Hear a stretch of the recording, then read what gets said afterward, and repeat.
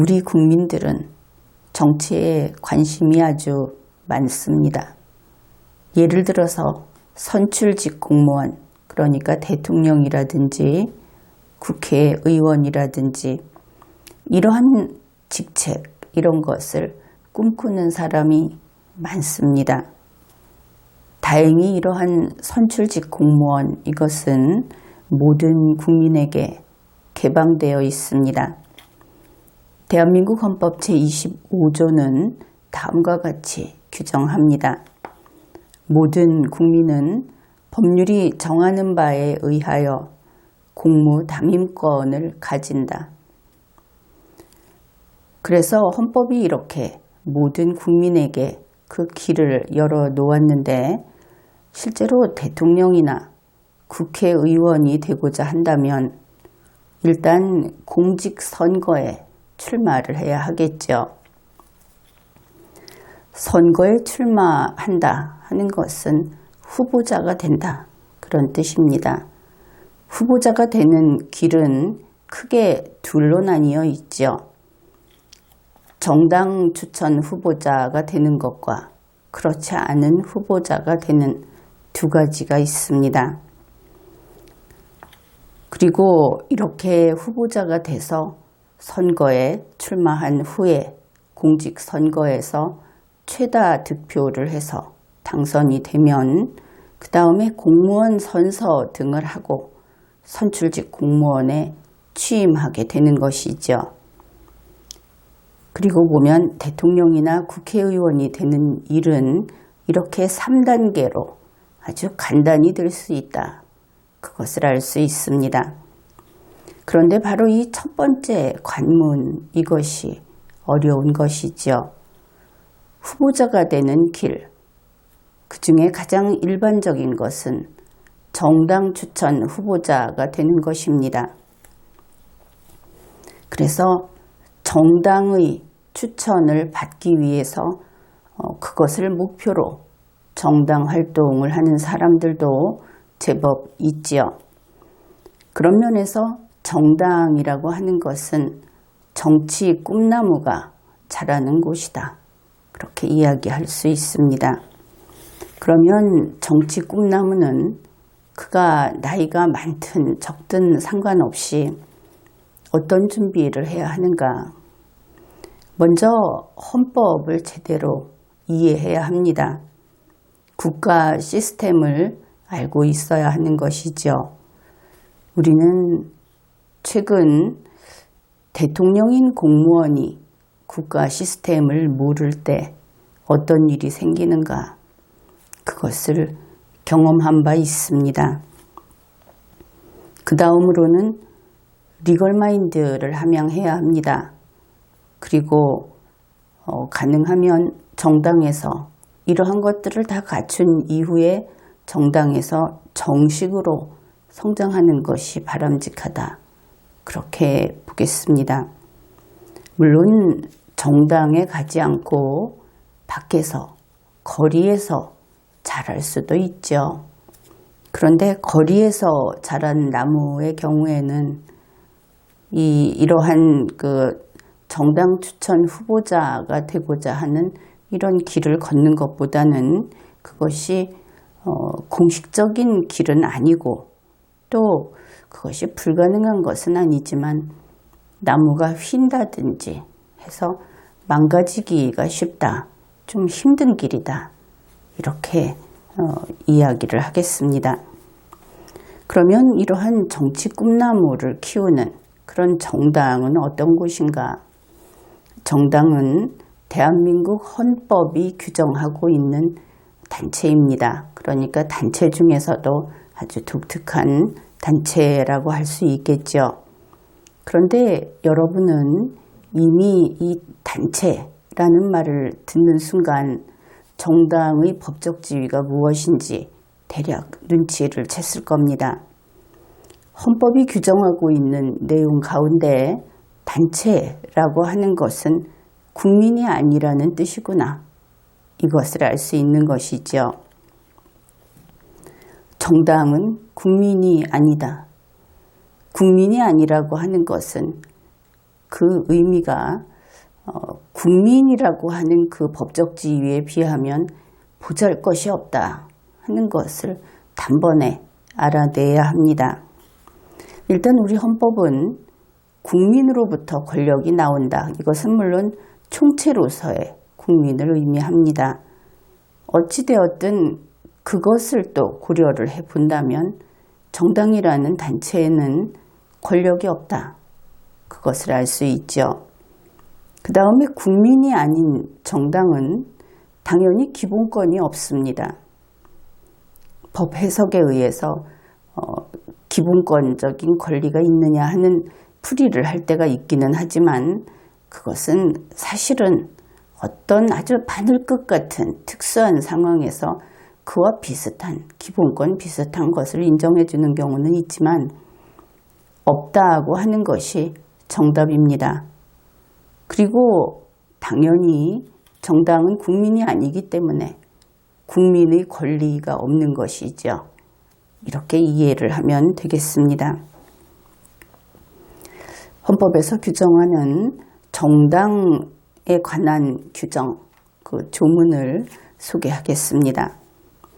대한민국 헌법 제8조 제1항 정당의 설립은 자유이며 복수정당제에는 보장된다.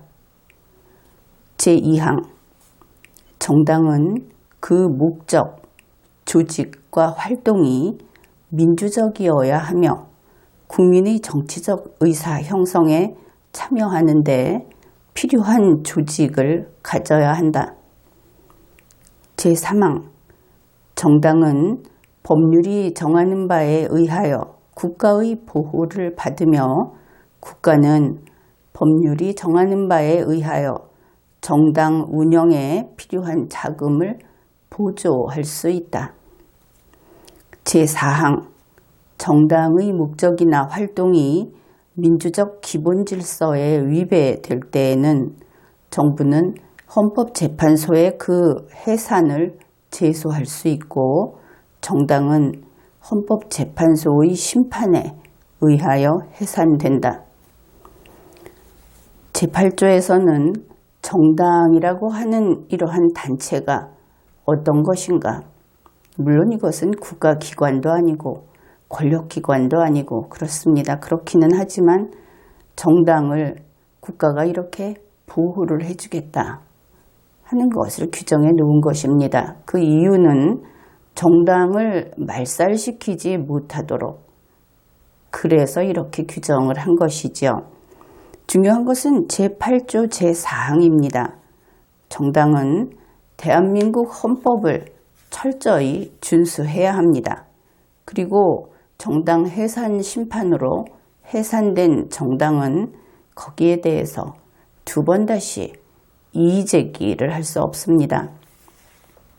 근래 이 정당 해산 얼마 전 그 정당 해산 심판의 결과에 대해서 불복한다 하는 그런 움직임이 있는 것을 알고 있는데 이 경우는 그렇습니다.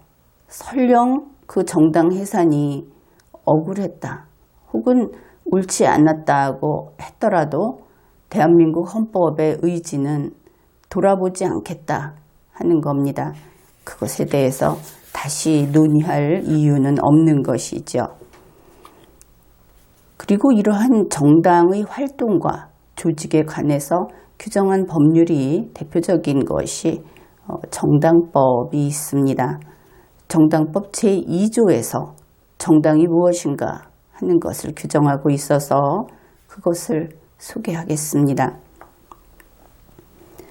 이 법에서 정당이라 함은 국민의 이익을 위하여 책임있는 정치적 주장이나 정책을 추진하고 공직 선거의 후보자를 추천 또는 지지함으로써 국민의 정치적 의사 형성에 참여함을 목적으로 하는 국민의 자발적 조직을 말한다. 공무원이 아닌 것이지요. 그런데 이 정당이라고 하는 것은 그렇다면 A정당, B정당, C정당 이렇게 복수정당을 허용하는데 그러면 정당 안에 있으면 정당이고 정당 밖에 있으면 정당이 아니구나 하는 것을 분명히 알 수 있죠. 그 정당이라는 울타리 안에 있을 때 그들만이 정당의 구성원이다. 그런 것입니다. 그러면은 정당의 내부인과 외부인의 관계는 어떻게 되는가? 좀 쉽게 그것을 이야기해 보기로 하죠. 가령 자유한국당이라는 정당을 가지고 이야기를 해 봅시다. 자유한국당의 내부에 정당 내부인인 김 씨라는 사람이 있고 정당 외부에 A 씨라는 사람이 있다고 생각을 해 봅시다. 이렇게 개인을 가지고 비교를 해보면 그 법적 지위라든지 또 행위 준칙이라든지 이런 것을 더 명확히 알 수 있겠죠. A씨 이야기를 해보기로 하죠. A씨는 정당 외부인입니다. 그러면 자유한국당이라는 정당과는 관계가 없겠죠. 그러면 이 정당 외부인인 A씨와 정당은 어떤 관계가 있는가? 쉽게 말해서 삼성전자에 이재용 씨가 있다고 합시다. 그가 정당 내부인인 김 씨라고 한다면 혹은 자유한국당이라고 한다면 정당 밖에 있는 A 씨는 삼성전자의 휴대폰을 구매한 J 씨라고 할 수 있는 겁니다. 그렇게 대비를 시켜보면 아주 쉽게 이해가 되겠죠. 만일 삼성전자의 이재용 씨가 휴대폰 구매자 J 씨를 만나게 되면 어떻게 할까? 친절하게 잘 대우를 하겠죠. 그러면 왜 그에게 그렇게 해야 하는가? 이 J 씨가 휴대폰을 사서 써보니까 이렇고 저렇고 얘기를 하면 아마 귀 기울여 들을 겁니다. 그렇다고는 하더라도 J 씨의 말을 듣고 다음번 신제품 개발을 하지는 않겠죠. 이것은 너무나 분명합니다. 이재용 씨가 J 씨를 잘 대우하는 이유는 이렇습니다. 고객이니까. 그러면 어떤 고객인가? 수억 명 중에 한 명인 고객이니까. 그래서 이 사람에게는 수억 명분의 1만큼 똑같이 다른 수억 명도 또 그만큼 잘 대해 주어야 할 고객인 것이죠. 비중이 그렇다. 이런 겁니다. 그런데 자유한국당이라는 정당과 그 정당 밖에 있는 정당 당원이 아닌 밖에 있는 사람들하고는 그 관계를 봤을 때 정당 밖에 있는 사람은 자유한국당으로부터 어떤 규제를 받지 않습니다. 남이니까 관계없으니까 이런 면에서 편리한 점이 있다고 하겠죠. 편리하다기보다는 워낙 관계없는 일인데 어떻든 이 A씨는 자유한국당이라는 특정 정당과 관계가 없는 타인입니다. 남인 것이지요. 그래서 자유한국당의 내부 규율, 당규라든지 당헌이라든지 하는 것들을 지킬 의무가 아예 없습니다. 그렇다면 A씨는 가령 유튜브에서 채널을 개설해서 자유한국당을 마음대로 자기 뜻대로 비판을 해도 되겠죠. 일단은 됩니다. 우리나라에서는 그러한 의사표시의 자유가 있으니까.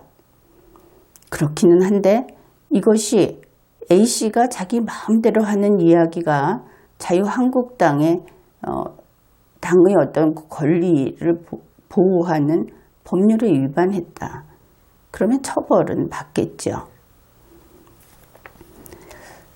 그러면 자유한국당 앞에서 이야기를 했듯이 A씨가 자유한국당에 대해서 방송을 한다고 해봅시다. 그렇게 했을 때 자유한국당은 귀 기울여 들을 겁니다. 필요한 만큼 듣겠죠. 그런데 사실은 대부분 일반 국민들은 전문성은 좀 없죠. 그런데 전문성이 없으면서 자신이 이 정당을 쥐락펴락한다는 식으로 호가호위하면서 이야기를 하면 아마 그때부터는 듣지 않을 겁니다. 이런 이야기하는 사람들이 좀 있죠. 내가 이런 말을 했더니 자유한국당에서 그대로 하더라. 역시 내 말대로 했다.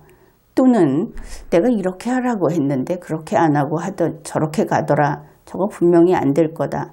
그것은 그냥 재미로 혼자서 노는 거다. 이렇게 말할 수 있겠죠.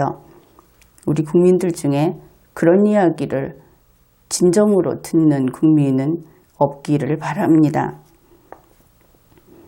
어떻든 자유한국당 당원이 아닌 정당 밖에 있는 A씨, 그가 이렇게 방송을 한다든지 말을 한다든지 하는 것은 자유다. 그가 전문적이고 그가 하는 이야기를 정말 자유한국당이라든지 혹은 다른 정당에서 이것은 중요한 내용이다 하고 가져갈 정도의 전문성이 있는 사람이 아니라면 그냥 따로 노는 거다. 이렇게 보면 되겠습니다. 그러면 이제 당원도 아닌 A씨의 말은 자유한국당의 입장에서는 어느 정도 비중이 있을까? 그것은 그저 지역구 사무실을 찾아간 일반 국민 그 누구, 그 사람들과 똑같은 비중이 있다 이렇게 보면 될 겁니다. 유튜브 방송을 하는 유명인이든 말든 상관이 없죠. 외부인이니까. 그래서 이럴 때 자기들의 당원이 아닌 밖에 있는 국민은 5,100만 분의 1만큼, 즉 N분의 1, 전체 국민의 N분의 1의 비중이 있다. 그렇게 보면 되겠습니다. 이제 정당의 내부인, 당원인 김 씨의 경우를 이야기해 보기로 하죠. 김 씨는 우선 정당 내부인이니까 내부 규율을 모두 지켜야 합니다. 그 규율을 지키지 않으면 거기에 따른 책임을 지고 징계를 받고 이렇게 되겠죠. 그래서 만약에 김 씨가 유튜브 채널을 개설을 해서 함부로 전체인 정당을 비난하면 안 되겠죠. 그 다음에 그 정당에서 부분을 이루는 특정인들을 지지하고 그 특정인을 제외한 전체의 나머지 부분을 또 적으로 삼는다면 역시 안 될 겁니다. 이와 같은 행위를 하게 되면 당원은 내부의 규율에 따라서 규제를 받게 됩니다. 정당에서 축출될 수도 있죠. 정당을 해치는 행위는 해서는 안 되는 겁니다. 내 마음대로 하겠다 하는 그런 것은 허용되지 않는 것이죠. 그런데 잘 생각해 보면 성년자의 세계에서 그리고 질서가 있는 세계에서 내 마음대로 한다 하는 것은 그런 게 되는 일은 아예 없는 겁니다. 다 그런 것이죠. 남과 함께 살고 있고 약속 속에 질서 속에 살고 있기 때문에 내 마음대로라는 것은 남과 함께 있는 한 불가능하다. 그것을 알아야 하겠습니다. 게다가 당원 김 씨가 아무리 당을 아끼고 자신이 우수한 그런 예측력을 지니고 있다고 하더라도 자기 마음대로 자기 뜻대로 그 정당을 움직이려고 하면 역시 안 되겠죠. 왜냐하면 우리가 이 특정 정당을 자유한국당으로 잡았는데 이 당원 김 씨는 전체 당원 300만 분의 1에 불과하기 때문입니다. 따라서 당원은 자기 이외의 다른 모든 당원의 의사를 존중해야 하고 나만 특별히라고 주장을 한다면 그것은 참 어린이 같은 그런 이야기를 하는 것이다. 그렇게 누구나 판단을 할 겁니다. 그러면 혹시 지금은 김 씨는 특정 정당의 내부인 A씨는 정당의 당원이 아닌 외부인 이렇게 보았습니다. 정당 밖에는 그런데 다른 정당도 있죠. 그래서 이 외부인 가운데 다른 정당에 속해 있는 다른 정당의 당원인 외부인은 어떨까? 이런 다른 정당의 당원이 남의 정당에 관여하는 것은 금지됩니다. 이것은 법을 위반한다 하고 판단을 받을 가능성도 있습니다. 그것이 범죄가 성립이 되는 경우에는 처벌을 받게 되죠. 이제는 현재 우리 보수파라고 하는 그 국민층 여기에서 혼란스럽게 느끼는 그런 문제 몇 가지를 풀어보기로 하겠습니다. 첫째, 자유한국당과 대한애국당의 관계 여기에 대해서 이야기를 해보기로 하죠. 왜냐하면 양쪽 다 우리도 보수 우파다 이런 인식을 하고 있기 때문에 그렇습니다. 더구나 과거에는 같은 당원이었다든지 같은 그 하나의 정당을 지지했다든지 이런 관계이기도 하지요. 그런데 이 법률이라고 하는 것은 그 법적인 지위가 다르면 다른 겁니다. 이렇게 생각하면 될 겁니다. 과거에 부부였던 사람들이 이혼을 하고 각각 새로 가정을 꾸려서 새로운 혼인관계를 형성을 했다고 하면은 과거에 자신의 배우자였다고 해서 그 집에 찾아가서 자기 집처럼 살면은 안 되겠죠. 참견을 하고 그것은 안 되는 겁니다. 바로 그와 마찬가지다 생각하면 되겠습니다. 그래서 현재는 자유한국당과 대한애국당은 서로 다른 정당이고 완전히 남남입니다. 어떤 특별한 호의 관계가 있는 것도 아니고 전혀 관계가 없다 하는 것이죠. 더구나 이렇게 법적 지위를 이야기할 때는 자유한국당은 큰형 같은 것이고 대한애국당은 막내 동생 같은 관계다 이런 것이 아니다. 이것을 분명히 해야 하겠습니다. 양쪽 이 두 정당은 법적으로 완전히 대등한 1대1의 관계라는 것이죠. 그것이 크거나 작거나 독립적이고 서로 간섭을 하면 안 되고 서로 관계 없고 이런 겁니다. 그래서 이런 이야기는 실제로 많이 밖으로 나왔던 것이어서 이런 사례를 가지고 이야기를 해보겠습니다. 박근혜 전 대통령 제명 문제가 한 가지가 되겠습니다. 그냥 이름만 부르죠. 예를 들어서 대한애국당에서 자유한국당은 박근혜를 제명하지 말라 이렇게 요구를 하면서 만일 제명을 했다고 하면은 비난을 한다. 이것은 모두 할 수 없는 일입니다. 잘못된 것이죠. 그러면 대한애국당이 무엇을 할 수 있는가? 대한애국당은 이렇게 하면 됩니다. 대한애국당에서 박근혜를 당원으로 가입시키자.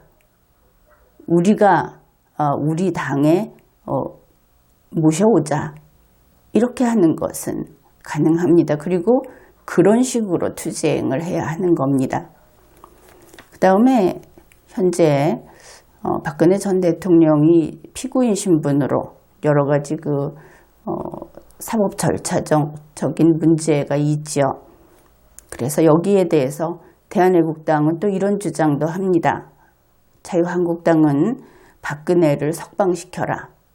이렇게 이야기를 하는데 이것은 잘못된 이야기다.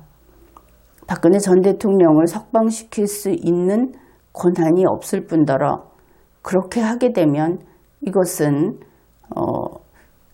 집행정부나 혹은 법원이나 이런 곳의 권한을 침해하는 것이 되고 더구나 이것은 정당의 사무가 아니다. 이런 점에서 손을 댈 수도 없고 그리고 서로 다른 정당인 대한애국당이 요구를 할 수도 없는 것을 국민의 마음으로 그저 딱하다는 마음으로 이런 요구를 하고 있는데 그것은 잘못된 것이다. 특히 대한애국당의 경우에는 그것 때문에 곤경에 처할 수도 있다. 그런 겁니다. 그래서 대한애국당은 무엇을 할 수 있느냐? 대한애국당은 박근혜를 석방시켜야 한다고 본다. 그것을 주장한다. 이런 주장을 할 수 있습니다. 대한애국당의 정당의 목표와 합치하는 경우에 그렇게 주장할 수 있는 것이죠. 그래서 투쟁의 방식을 합법적으로 그리고 바른 길로 바꿔야 하겠다. 그렇게 설명을 해 둡니다. 두 번째입니다. 이것은 자유한국당하고 총칭해서 태극기 시위대 이 양측의 관계에 대해서 이야기를 하자면 일단은 양측은 관계없는 남남입니다. 이 태극기 시위대라고 하는 그 집단은 상당히 복합적이죠. 그래서 이것을 좀 구체적으로 나눠보면 이렇게 됩니다. 태극기 시위대 가운데 자유한국당 당원인 사람들이 있을 겁니다. 이것은 이제 개인의 이야기죠. 그러면 그 당원은 어떤 지위인가? 자유한국당의 300만 분의 1이라는 지위입니다. 그는 태극기 시위대하고 자유한국당 당원 가운데 양자택일을 해야 하는 것이죠. 왜냐하면 태극기 시위대에 속해 있으면서 자유한국당에게 시위대의 어떤 요구를 하게 되면 당원의 지위를 내놔야 하는 겁니다. 두 개가 양립될 수 없는 것이죠. 그 다음에 태극기 시위대 중에 애국당 당원인 개인이 있을 수 있겠죠. 이 경우에 애국당 당원인 시위대의 그 개인, 그는 자유한국당에 애국당 당원이라는 신분이 있으면서 어떤 것을 요구하면 안 됩니다. 그리고 어차피 서로 다른 정당이죠. 그 다음에 어떤 정당에도 당적이 없는 그런 개인이 있을 수 있을 겁니다. 그래도 역시 자유한국당과는 관계가 없죠. 모두 외부인인 겁니다. 지금까지 이야기했던 개인들은 한국당 당원인 사람은 빼고 그 다음에 이제 단체를 보기로 하죠. 시위대 자체. 이것은 이제 그 위상이 다르죠. 자유한국당은 정당이고 태극기 시위대는 정당이 아닌 그냥 단체입니다. 그래서 법적 지위가 정말 하늘과 땅 차이만큼 나는 그런 관계이기도 하고 서로 남남인 것은 분명하고 그래서 아무것도 간섭을 할 수 없다. 더구나 이런 단체는 일반 국민이면 국민의 이야기를 정당히 들을 수도 있는데 이러한 그 정당원들을 합쳐놓은 그들이 포함이 된 아주 특이한 성격의 이런 단체의 경우에는 어떤 정당도 그 단체와 교류할 수 없다. 그 단체에 대해서 그 의사를 국민의 의사로 받아들일 수 없다 하는 문제가 생깁니다. 어떻든 자유한국당과 태극기 시위대는 남남이고 한쪽은 정당이고 한쪽은 일반 집단이다. 서로 관여할 수 없다. 이렇게 보면 되겠습니다. 가령 자유한국당이 태극기 시위대 보고 여러분은 이렇게 하면 안 된다. 이런 구호를 외치지 않으면 안 된다. 이런 식으로 요구를 한다면 태극기 시위대 쪽에서 용납하지 않겠죠. 그 반대도 마찬가지다 하는 겁니다. 세 번째로 자유한국당과 현재 그 유튜브에서 우파 혹은 보수 우파의 유튜브 운영자들이 많다. 이렇게 그 보도도 됐었는데 이 유튜브 운영자들 그들과 자유한국당의 관계는 어떨까? 유튜브 운영자는 그 동영상을 보는 사람들이 많은 곳과 많지 않은 곳과 이렇게 굉장히 구분이 많이 그 차이가 많은 다양한 그런 운영자들이 있죠. 당연히 이 양자는 서로 관계없는 남남입니다. 그런데 유튜브 운영자를 우선 이렇게 나누어 보기로 하죠. 유튜브 운영자는 그것이 크던 작던 상관없이 무조건 1인 유튜버입니다. 그렇기는 한데 그 중에 뉴스를 전담하는 그런 채널이 있죠. 그렇다면 그것이 언론사일까 하는 생각을 해볼 수 있을 겁니다. 가령 유튜브 운영자가 언론사다, 인터넷 언론사로서 등록이 된 곳이다. 그러면 일단 등록이 되면 그 언론사가 따라야 할 법이 생기게 됩니다. 그 법에 따라서 활동해야 하죠. 그리고 언론사는 그것이 무엇이 되었든 특정 정당에 압력을 가하면 안 됩니다. 기사가 관련된 기사의 내용에서 비판적인 기사를 쓸 수는 있습니다. 그런데 내 생각과 다르다는 것을 가지고 비난을 한다든지 내 생각을 따르지 않으면 어떻게 하겠다. 이런 식으로 하는 것은 압력, 부당한 압력 행사가 돼서 오히려 해당 언론사가 제재를 받게 되지요. 그 다음에 그냥 일반 1인 유튜버의 경우에는 관계가 없습니다. 그런데 그가 자유한국당 당원이라면 앞에서와 마찬가지로 그저 300만 분의 1이고 그 다음에 그 경우에는 1인 유튜버로서의 지위보다는 정당의 당원으로서의 지위에 더 구속이 된다. 그렇지 않으면 양자택일을 해야 한다. 이렇게 보면 여러분이 이 관계를 어떻게 파악할 것인가 하는 기준이 좀 분명하게 섰을 것으로 봅니다. 그 다음에 현재 보수 우파가 혼란을 느끼는 문제 가운데 5.18 민주화운동이라는 이슈, 여기에 대해서 어떤 입장을 취할 것인가 하는 그런 논란이 있죠. 여기에서 5.18 민주화운동이라는 것은 그 성격이 일단 역사 문제입니다. 그리고 이것은 학자들이 다룰 학문의 영역이죠. 정당이 개입할 문제가 아닙니다. 더구나 정부가 개입할 문제도 아니죠. 이상하게 학문의 영역에 속하는 것을 누가 듣기 싫다. 누가 이렇게 이야기하는 것은 듣기 싫으니까 법을 만들어서 국민이 말을 못하게 막아버리자. 정부가 이런 이야기를 한다는 것은 아주 크게 오판을 한 것이고 길을 잘못 들어선 겁니다. 어떻든 이런 문제인데 이 5.18 민주화운동에 대해서 자유한국당이 나서서 과거에는 광주라고 했고 지금은 그저 5.18이라고 하는데 그 항쟁을 했던 민중들과 싸워달라. 만일 보수 우파가 이것을 원한다고 한다면 이것은 좀 이루어지기 어려운 기대다. 그렇게 이야기를 하겠습니다. 왜냐하면 자유한국당은 단순히 말해서 광주 측과 싸울 일이 없다 하는 것이죠. 왜냐하면 첫째, 자유한국당의 그 시조, 최초의 인물은 김영삼 전 대통령입니다. 그런데 이 김영삼 전 대통령이라는 정치인은 진압군, 그러니까 국가 측, 정부 측과 항쟁 민중, 광주 측 이렇게 둘을 뒀을 때는 그는 광주 편이었습니다. 아주 강력한 광주 편이었죠.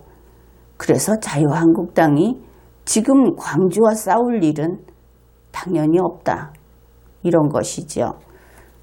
그런데 이것은 현재의 자유한국당만 그런 것이 아니고 직전 대통령인 박근혜 씨, 자유한국당 출신이죠.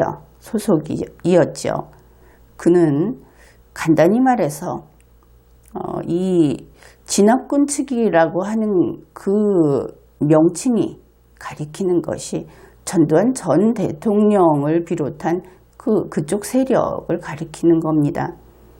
그런데 박근혜 전 대통령은 전두환 전 대통령 측을 정말 싫어하는 인물이죠. 따라서 진압군 측을 싫어한다, 편들지 않는다, 이런 겁니다. 이런 이유에서도 자유한국당에서 진압군 측을 편들 일은 없고 광주 측과 싸울 일은 없다, 이렇게 되는 것이죠.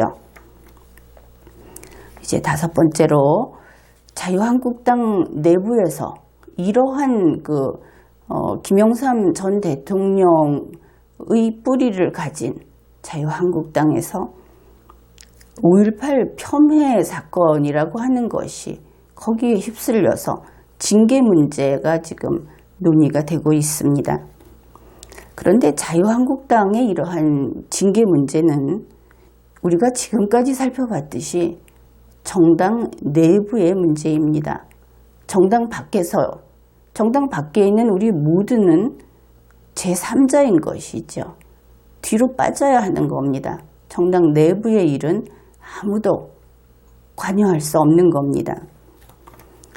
이종명, 김진태, 김순례 씨 이렇게 3인이 여기에 관련 당사자라고 하겠는데, 이종명 씨는 이미 제명 결정이 되었죠. 근거자료에 따르면 김진태, 김순례 씨는 자유한국당의 당규에 따라서 징계 결정을 뒤로 미뤘다, 이렇게 밝히고 있습니다. 징계를 할 것이냐 말 것이냐를 미룬 것이 아니고 징계 결정을 미뤘다는 것은 분명히 알아두어야 하겠습니다. 이 두 가지는 엄연히 뜻이 다르죠. 그러면 자유한국당의 당규로 왜 이 두 사람은 징계 결정을 뒤로 미뤘는가? 그것은 당시 전당대회 후보 등록자였기 때문에 당규에 따라서 후보 등록자는 미루게 되어 있다 하는 겁니다. 그저 자기들의 법에 따라서 그렇게 한 것이죠. 그렇다면 이 근거자료를 바탕으로 할 때 우리가 알 수 있는 것은 자유한국당에서는 이 두 사람을 징계 결정하기로 이미 정해져 있었다. 그러니까 징계 결정이라고 하는 절차는 진행되도록 되어 있었다. 이것을 알 수 있습니다. 물론 가부간의 차이는 있을지 모르겠지만 일단 우리로서는 그렇게 이해할 수 있는 것이죠. 지금에 와서 없던 일로 했다가 다시 하기로 한 것이 아니고 당연히 하기로 되어 있던 것을 하는 것이다. 이것을 분명히 알아야 하겠습니다. 그러면은 이 징계 결정은 왜 하게 되었는가? 그것은 북한군 600명설을 주장했거나 지지했기 때문에 그런 겁니다. 5.18 유공자 명단 공개 때문에 한 것이 아니다. 이것을 또 분명히 알아야 하겠습니다. 그렇지 않으면 오판을 하고 틀린 이야기를 하게 되기 때문이죠. 따라서 이번에 이 자유한국당의 내부 규율인 징계 문제, 여기에 대해서 이야기를 하고자 한다면 이렇게 정리를 할 수 있습니다. 자유한국당 당원인 사람이 여기에 의견을 가질 수 있다. 물론 이것은 윤리위에서 알아서 합니다. 그렇더라도 의견을 내는 것은 최소한 내부인이어야 하겠죠. 그래서 첫째, 당원일 것. 그 다음 둘째는 당원이면서 5.18 때 광주에 북한군 600명이 침투했다는 그 설을 지지하는 입장이어야 논리적으로 징계를 반대할 수 있게 됩니다. 이것을 반대하게 되면 징계를 반대할 명분이 없어지는 것이죠.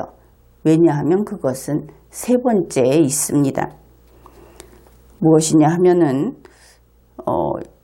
이번 5.18 폄훼를 이유로 징계를 하게 된 그 시작이, 발단이 600명설을 주장한 5.18 공청회가 그 발단이었던 겁니다. 그래서 북한군 600명설을 반대하면서 그것이 틀렸다, 나는 그것을 지지 않는다고 하면서 600명설을 주장하거나 지지했기 때문에 징계하는 것이 틀렸다, 이렇게 이야기하면 논리 모순이 나타나죠. 바로 그런 겁니다. 600명설을 반대하면서 5.18 폄훼 징계를 반대한다고 하면 틀린 것이다. 그래서 지금까지 이번 이 5.18 폄훼 징계 문제에 있어서 세 사람이 아니고 두 사람이다. 지금은 그것이 지금 와서 없어졌던 것이 새로 생긴 것이 아니고 원래 하려고 했던 것을 하는 것이다. 그리고 이것은 5.18 유공자 명단 공개 문제와 관계없다. 600명설의 문제다. 600명설을 지지하는 경우에만 이 징계에 대해서 반대할 수 있는 논리적인 관계가 성립이 된다. 600명설을 반대한다면 징계에 대해서 반대할 입장이 되지 못한다. 그리고 자유한국당 당원이어야 한다. 이렇게 정리를 할 수 있겠습니다. 이렇게 보수파가 혼란스럽게 느끼는 점이라든지 혹은 이 정당이라는 것과 또 정치에 관심이 많은 우리 국민들의 입장이라든가 하는 것을 살펴보았습니다. 그러면 지금과 같은 이제 선거가 1년 그리고 또 3년 이렇게 남아있는 그런 상태에서 우리 국민들의 자세에는 어떠해야 할 것인가 하는 이야기를 해보기로 합시다. 주권자인 국민의 수준이 그 나라, 그 국가의 정치 수준을 결정합니다. 대한민국 헌법은 국민 주권주의를 중심 이념으로 두고 있습니다. 그런데 이 국민 주권주의라는 것은 국민이 현명할 때 리걸마인드 수준이 높고 전체 국민이 일정 수준 이상의 그러한 현명한 국민일 때, 현명한 인간일 때 실현이 되는 사실 대단히 고난이도의 그런 이데올로기입니다. 그렇기는 하지만 이 국민 주권주의가 실현이 되게 되면 정말 우리가 원하는 그런 이상적인 상태가 된다. 그래서 모든 발달한 국가, 그런 우리 인류는 이것을 욕심을 낸 것이지요. 국민 주권주의가 실현되면 우리의 경우 대한민국 헌법의 이상이 구현된다. 이렇게 이야기할 수 있습니다. 대한민국 헌법의 이상은 여러 가지로 풀이를 할 수 있습니다. 그런데 현재의 제10차 개정헌법의 전문, 이 전문을 나는 개정서문이라고 부릅니다. 거기에서 이것을 찾아보면 다음과 같은 내용이 있습니다. 자율과 조화를 바탕으로 자유민주적 기본질서를 더욱 확고히 하여 우리들과 우리들의 자손의 안전과 자유와 행복을 영원히 확보할 것. 이것을 이 개정 서문의 이상으로 그렇게 밝히고 있는 것이지요. 여기에서 행복이란 무엇인가? 그것은 우리 국민 한 사람 한 사람이 존엄한 인간으로서 그리고 각자가 가치 있다고 여기는 그것을 목표로 선정해서 그것을 추구해가는 삶을 사는 것. 그래서 행복한 것. 그것을 행복이라고 합니다. 그러면 이러한 국민은 어떠한 시각을 가지고 있어야 하는가? 좀 쉬운 이야기를 해보면 이렇습니다. 교통신호를 준수해야 한다. 그렇다고 하는 국민, 그런 국민은 좋습니다. 그런데 교통신호는 준수하지 않아도 될 때가 있다. 이렇게 이야기하는 것은 그런 국민은 헌법은 바람직한 국민으로 보지 않습니다. 무슨 이야기냐? 옳은 것을 믿고 원칙을 지키고 이런 국민을 우리 헌법은 상정하고 있다 하는 것이죠. 그래서 우리 모두는 편법이라든지 헛소문, 음모론, 거짓 이런 것들을 멀리해야 하는 겁니다. 국민 여러분, 우리는 그렇게 헌법과 대한민국을 지켜야 합니다. 원칙을 지키고 올곧은 본래의 모습을 지킴으로써 세상이 부패하지 않게 하는 소금이나 또 인류가 계속 진보하고 앞으로 나아가서 더 나은 삶을 살도록 하는, 그리고 그러한 꿈을 잃지 않도록 하는 등대의 역할을 해야 하는 겁니다. 세상에는 진리가 있고 우리의 앞길에는 빛이 있으며 이 땅에는 정의가 있다. 이렇게 생각을 하는 겁니다. 인간은 존엄하고 소중하고 아름다운 존재라고 하는 믿음, 나에게 그것은 분명합니다. 여러분 한 분 한 분도 나와 같기를 소망합니다. 강하고 바른 우리가 됩시다. 지금까지 리걸마인드 연구소였습니다.